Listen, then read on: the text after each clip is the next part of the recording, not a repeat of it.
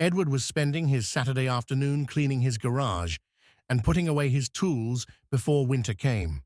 The autumn air was crisp, and fallen leaves scattered across his driveway as he worked. It was something normal that any homeowner would do, organizing garden tools, checking equipment, and making sure everything was protected from the coming cold weather.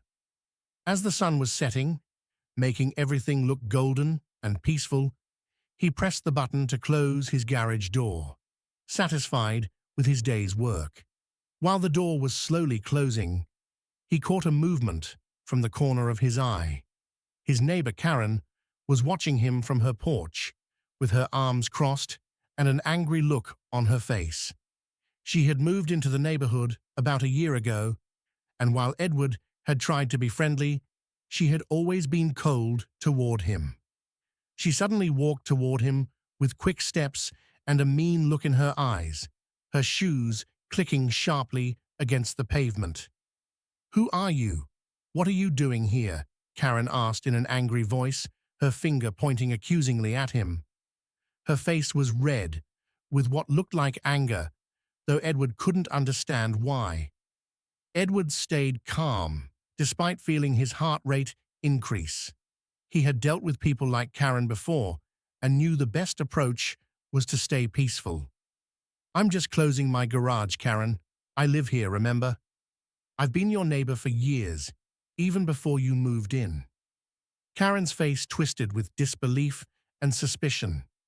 Her eyes narrowed as she looked him up and down. "I know who lives here. You're doing something wrong. I've seen people like you in this neighborhood before, and I won't let it happen. This is a good neighborhood, and we don't need your kind causing trouble." The way she said, "your kind," made Edward's stomach turn. He knew exactly what she meant, but before he could respond to her racist implication, Karen took out her phone and started dialing 911, her fingers jabbing at the screen aggressively.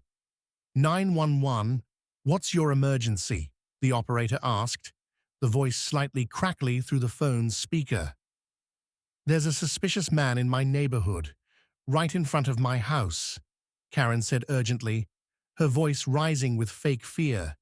"He's acting strange and hanging around. I don't know what he's doing here. He could be planning something. You need to send someone right away.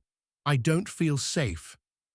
The operator seemed unsure, probably hearing the exaggeration in Karen's voice, but said they would send police to check. Edward took a deep breath, feeling frustration build in his chest. He had dealt with uncomfortable situations in the neighborhood before. Strange looks, people crossing the street when they saw him coming, security following him in stores. But this felt different.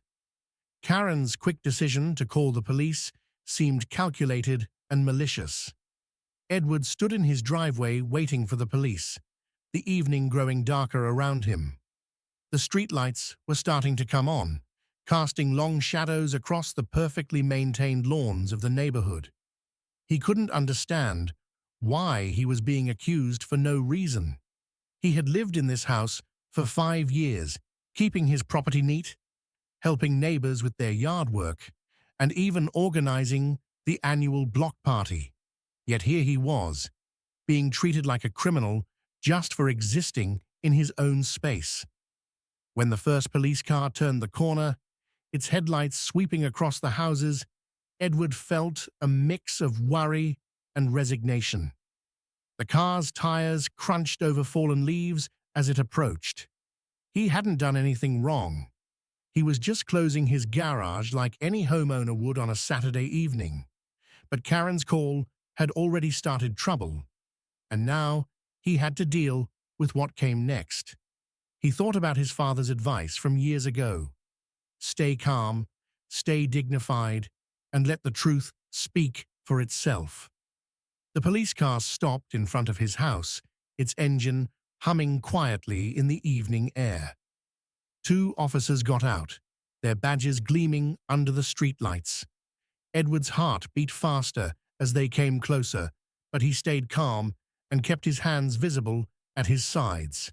The sound of crickets chirping filled the tense silence as the officers approached. The first officer, a tall man with a serious face and graying hair at his temples, asked, "Is everything okay here? We got a call about suspicious activity." His hand rested casually on his belt as he spoke, eyes scanning the scene. Edward stayed calm, but felt the familiar tension in his shoulders.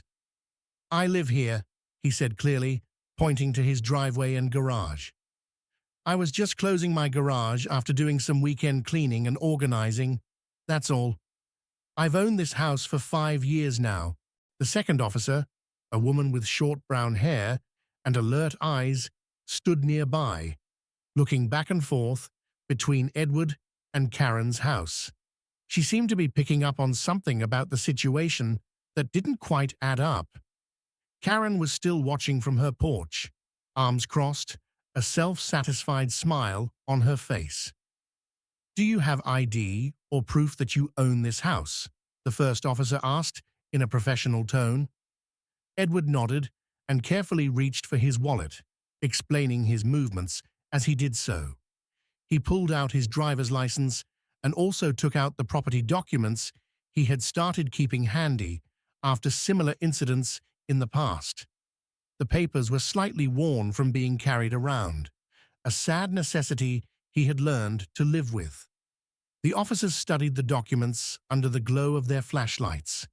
The female officer's eyebrows rose slightly as she read, and she exchanged a meaningful look with her partner.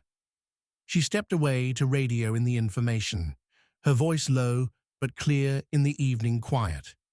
When the confirmation of Edward's ownership came back, their whole demeanor changed. "Everything checks out," the male officer said, more kindly, though his eyes kept drifting toward Karen's house. "But you might want to be careful with your neighbor there. We've had similar calls from this address before." Karen, who had been watching the scene unfold from her porch with growing agitation, suddenly marched forward. Her face was twisted with anger and something else, maybe embarrassment at being proved wrong, or perhaps frustration that her plan hadn't worked. Before she could launch into whatever speech she had prepared, the female officer stepped forward and cut her off. "Ma'am," the officer said firmly, "we've verified that this is Mr. Edwards' property. There's nothing suspicious happening here. Please don't call emergency services unless there's a real emergency. False reports are a serious matter." Karen's face flushed red. She opened and closed her mouth several times, but no words came out. Finally, she spun around and stormed back to her house, her feet pounding against the pavement. The slam of her front door echoed through the quiet street. The officers left shortly after, with the male officer giving Edward a sympathetic look and saying, "Have a good day, sir. Sorry for the trouble." Their car pulled away slowly, leaving Edward standing in his driveway as darkness settled over the neighborhood. The police cars pulled up to the curb, their lights flashing, but sirens now silent. Edward recognized one of the officers from the previous night, Officer Martinez, who stepped out of his vehicle with a weary expression. His partner, a tall woman with graying hair, followed close behind. "He's dangerous," Karen shouted, pointing at Edward with a trembling finger. "Arrest him!" Officer Martinez held up a calming hand. "Miss Woodson, please lower your voice. We need to assess the situation." The female officer approached Edward. "Sir, could you tell us what's happening here?" "Of course," Edward replied, his voice steady. He gestured to the folder he was holding. "I've been doing some research after last night's incident. I think it's important you see this." As the officers reviewed the documents, Karen's face began to pale. The theatrical fear in her voice gave way to genuine anxiety as Edward calmly explained his findings: the pattern of harassment, the court cases, the hate group connection. Mrs. Rodriguez stepped forward from her yard. "Officers," she said, her accent thick but her voice clear. Karen has been harassing everyone on this street. Last month, she called the police when my grandchildren were playing in my front yard, claiming they were suspicious teenagers casing houses. Like a dam breaking, other neighbors began to speak up. She called code enforcement on my family during Diwali celebrations, said Mr. Patel from across the street. She reported my son for suspicious behavior when he was just jogging, added Mrs. Thompson, an elderly black woman who had lived in the neighborhood for 40 years. The female officer was making notes while Officer Martinez continued reviewing Edward's documentation. Karen's performance had completely crumbled, replaced by a volatile mix of anger and fear. "This is all lies," she shrieked, but her voice cracked. "They're all conspiring against me. You can't believe them." "Miss Woodson," Officer Martinez said firmly, "we've received 17 calls from you in the past month alone. Each time, our investigation found no evidence of criminal activity. However, making false reports to emergency services is a crime." "I was protecting the neighborhood." Karen's voice rose to a near scream.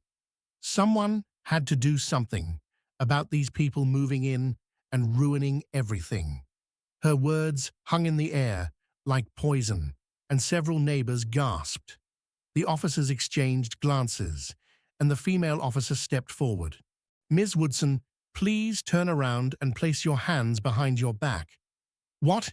No, you can't arrest me. I'm the victim here." "You're being arrested for multiple counts of filing false police reports and misuse of emergency services," the officer explained, producing her handcuffs. "You have the right to remain silent." As Karen was led to the police car, still protesting loudly, Edward felt a hand on his shoulder. It was Mrs. Rodriguez. "Thank you," she said softly. "We should have stood up to her sooner, but we were all afraid." The neighbors began to gather on Edward's lawn, introducing themselves properly for the first time. Mr. Patel brought over samosas from his kitchen. Mrs. Thompson talked about organizing a proper neighborhood watch program, a real one, based on community and mutual support, not harassment and fear. Later that evening, as Edward sat on his porch, watching the sunset, he could hear children playing in nearby yards, their laughter carrying on the warm air. Mrs. Rodriguez's roses perfumed the breeze, and somewhere down the street, music played softly from an open window. The neighborhood felt different now, lighter somehow, as if a shadow had been lifted. His phone buzzed with a message from the neighborhood's newly created group chat. They were planning a block party for the following weekend, a chance to properly celebrate their community. Edward smiled and began typing his response, knowing that this was what a real neighborhood should feel like. Not a territory to be defended, but a home to be shared.